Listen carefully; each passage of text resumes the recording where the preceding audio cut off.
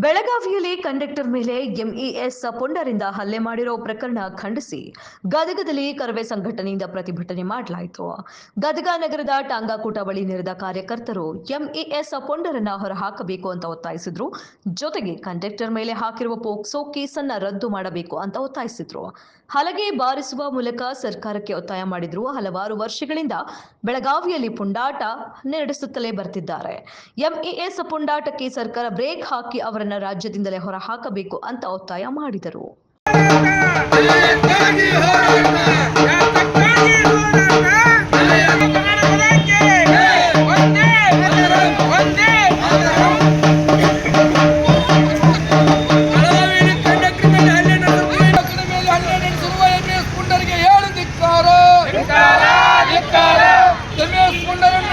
ಕೂಡಲೇ ರಾಜ್ಯದಿಂದ ಹೊರಹಾಕಿ ಬಂಧಿಸಿ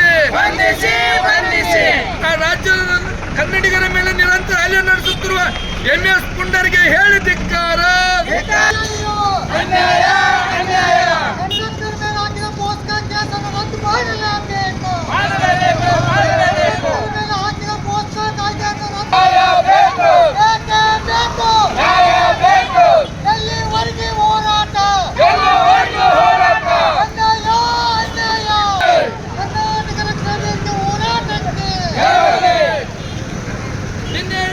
ಕೆಎಸ್ಆರ್ಸಿ ಬಸ್ಗೆ ಕಪ್ಪು ಮಷಿ ಬೆಳೆದ ಎಂಎಸ್ ಪುಂಡರಿಗೆ ಹೇಳಿ ಧಿಕ್ಕಾರ.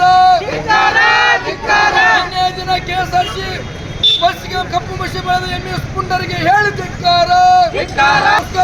ಕೂಡಲೇ ರದ್ದುಗೊಳಿಸಿ ಎಂಎಸ್ ಪುಂಡರ ಕೂಡಲೇ ರಾಜ್ಯದಿಂದ ಹೊರಹಾಕಿ